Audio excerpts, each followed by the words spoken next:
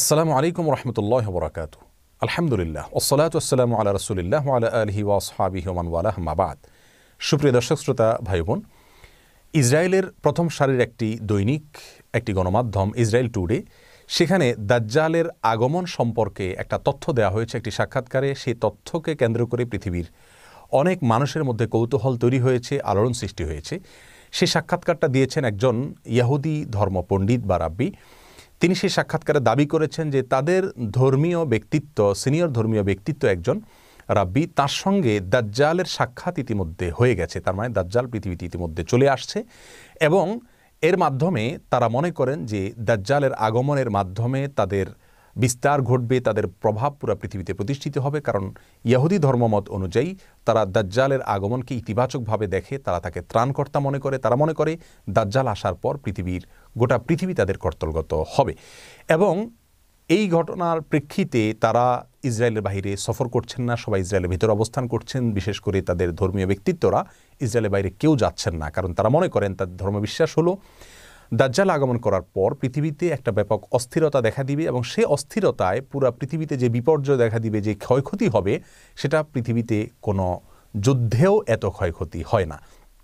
এবং অনেকটা বর্তমান করোনা পরিস্থিতির যে বিপর্যয় দেখা দিচ্ছে পৃথিবীতে, তারা সেটাকে সেই দাজ্জাল আসার পরবর্তী তাদের ধর্মীয় দৃষ্টিকোণ থেকে যে বিপর্যয় হওয়ার কথা, সেটা বলে তারা ব্যাখ্যা করছে। ইসলাম আসলে এ ব্যাপারে কি বলে?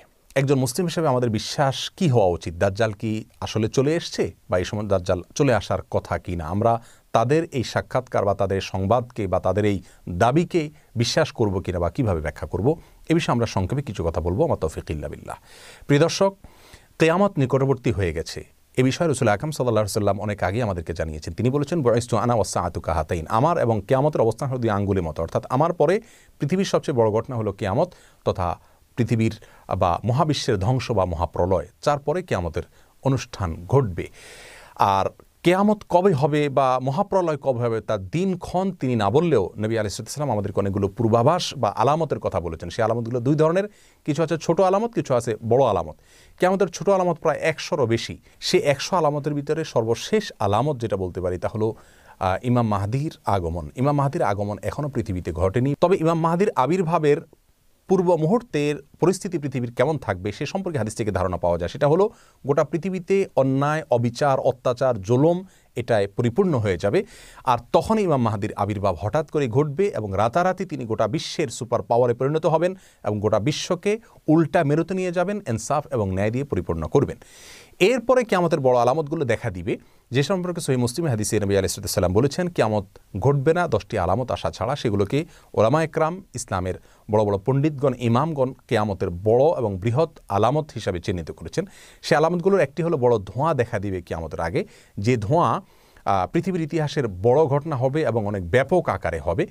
আর দ্বিতীয়ত যে ঘটনাটি ঘটবে তা হলো দাজ্জালের আগমন ঘটবে এবং আরেকটি আলামত ঘটবে তা হলো দাব্বাতুল আরদ নামক একটা প্রাণীর অলৌকিকভাবে আবির্ভাব ঘটবে এবং সেই মানুষের সাথে কথাবার্তা বলবে। চতুর্থত হলো ঈসা আলাইহিস সালামের আগমনের ঘটনাটি ঘটবে, তিনি আসমান থেকে অবতরণ করবেন। 5 নম্বর হলো ইয়াজুজ মাজুজের আবির্ভাব ঘটবে। 6 নম্বর হলো একটি ভূমিধস বড় আকারে হবে পৃথিবীর পূর্ব প্রান্তে। 7 নম্বর হলো একটা ভূমিধস হবে মধ্য প্রান্তে পৃথিবীর বা আরব উপদ্বীপে। আর 8 নম্বর হলো পৃথিবীর পশ্চিম প্রান্তে আরেকটি বড় ভূমিধস ঘটবে। 9 নম্বর হলো সূর্য প্রথমবারের মতো পৃথিবীর ইতিহাসে পশ্চিম দিক থেকে উদিত হবে, পূর্ব দিকের বিপরীতে। আর 10 নম্বর হলো একটি আগুনের আবির্ভাব ঘটবে, যে আগুন মানুষকে ধাওয়া করতে করতে হাসরে একত্রিত করবে। এই বড় 10টি আলামতের ভিতরে আমরা দেখতে পেলাম যে শুরুর দিকে রয়েছে দাজ্জালের আবির্ভাব, তারও আগে দোকান বা ধোঁয়ার ঘটনা ঘটবে। ধোঁয়ার ঘটনা এখনও ঘটেনি পৃথিবীতে, আমরা জানি। তারও আগে ইমাম মাহদির আগমন ঘটবে, সেটিও এখনও পৃথিবীতে ঘটেনি। অতএব একজন মুসলিম হিসাবে আমাদের বিশ্বাস হবে দাজ্জালের আগমন এখনও ঘটেনি, কারণ দাজ্জাল আসার আগে পৃথিবীতে আর অনেক কিছু ঘটনা ঘটবে যেগুলো এখনও ঘটেনি। এটা হবে একজন মুসলিমের বিশ্বাস। আমরা কোরআন এবং হাদিসের আলোকে দেখতে পেলাম যে দাজ্জালের আবির্ভাব এখনও ঘটেনি। অতএব ইহুদিরা যেটা দাবি করছে সেটা অসত্য এবং বেঠিক। অন্তত এটা নিয়ে আমাদের অস্থিরতার কোনো কারণ নাই। একজন সাহাবী জিজ্ঞাসা করেছেন, ইয়া রাসূলুল্লাহ, কিয়ামত কবে হবে? নবী আলাইহিস সালাম বলেছেন, তুমি তার জন্য কি প্রস্তুতি নিয়েছো? এই হাদিস থেকে আমরা স্পষ্ট ধারণা পাচ্ছি যে কবে কে আসছে, কোনটার আবির্ভাব হচ্ছে কি হচ্ছে না, এটা নিয়ে আমরা যতটা কৌতূহলী হচ্ছি বা যতটা আমরা অস্থির হচ্ছি, এর চাইতে গুরুত্বপূর্ণ ইস্যু আমাদের জীবনে যে আমরা কিয়ামত হলে সেই পরিস্থিতিতে আমাদের করণীয় কী থাকবে। দাজ্জালের আবির্ভাব কথার কথা হয়ে গেল, তাহলে সেই মুহূর্তে দাজ্জালের যে ফিতনা, দাজ্জালের যে পরীক্ষা, এখানে অনেক মানুষ নিপতিত হয়ে ঈমান হারা হবে, অনেক ভালো ভালো মানুষ পর্যন্ত ঈমান নষ্ট হয়ে যাবে। দাজ্জালের যে ধূম্রজাল, তার যে ধোঁয়াশা, তার যে ফিতনা, তার যে পাওয়ার, সেগুলো দেখে অনেকে তাকে সৃষ্টিকর্তা মনে করবে, আল্লাহ মনে করবে। এই পরিস্থিতি থেকে বাঁচার জন্য আমরা কী প্রস্তুতি নিয়েছি? রাসূল করিম সাল্লাল্লাহু আলাইহি ওয়াসাল্লাম দাজ্জালের ফিতনা থেকে বাঁচার জন্য অনেকগুলো আমলি কথা আমাদেরকে শিক্ষা দিয়েছেন। তার ভিতরে একটি হলো সূরা কাহফের প্রথম 10টি আয়াত মুখস্থ করা, অর্থ সহকারে বোঝা ধারণ করা। যে ব্যক্তি এটা করবে, ওই ব্যক্তিকে আল্লাহ সুবহানাহু ওয়া তাআলা দাজ্জালের ফিতনা থেকে রক্ষা করবেন। আরেকটি হলো দাজ্জালের ফিতনা থেকে রক্ষার উপায় হলো দাজ্জাল সম্পর্কে নলেজ অর্জন করতে হবে। পৃথিবীর পূর্ব প্রান্ত থেকে তার আবির্ভাব ঘটবে, 40 দিন সে পৃথিবীতে অবস্থান করবে, সিরিয়াতে তাকে ঈসা আলাইহিস সালাম হত্যা করবেন। এভাবে দাজ্জাল সম্পর্কে আরও যে সমস্ত ভয়াবহ তথ্য রাসূল আকরাম সাল্লাল্লাহু আলাইহি ওয়াসাল্লাম দিয়েছেন, যে তার হাতে জান্নাত থাকবে, জাহান্নাম থাকবে, তার পাশ দিয়ে এরকম পৃথিবীর সমস্ত সুখ স্বাচ্ছন্দ্য ঘুরবে, অর্থাৎ নহর নালা সবগুলো প্রবাহিত হতে থাকবে এবং আল্লাহর নেয়ামতগুলো সব তার হাতে থাকবে। সে মানুষকে জীবিত করবে, মৃত করবে, অনেক অলৌকিক বিষয়গুলো সে দেখাতে পারবে।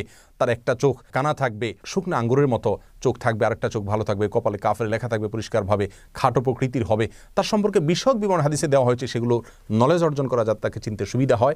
আর সবচেয়ে বড় অস্ত্র হলো আল্লাহর কাছে আশ্রয় প্রার্থনা করা। বিশেষ করে নামাজের শেষ বৈঠকে আত্তাহিয়াতুর পরে, দুরুদের পরে দোয়া মাসুরের জায়গায় একটা দোয়া রাসূল আকরাম সাল্লাল্লাহু আলাইহি ওয়াসাল্লাম শিক্ষা দিয়েছেন। আল্লাহুম্মা ইন্নী আউযু বিকা মিন আযাবি জাহান্নাম ওয়া মিন আযাবিল কবর ওয়া মিন ফিতনাতিল মাহইয়া ওয়াল মামাত ওয়া মিন শাররি ফিতনাতিল মাসীহিদ দাজ্জাল। এই দোয়ার মধ্যে দাজ্জালের ফিতনা থেকে মুক্তির জন্য আল্লাহর কাছে আশ্রয় প্রার্থনা করা হচ্ছে। আল্লাহর কাছে আশ্রয় প্রার্থনা করা হলো মুমিনের সবচেয়ে বড় অস্ত্র।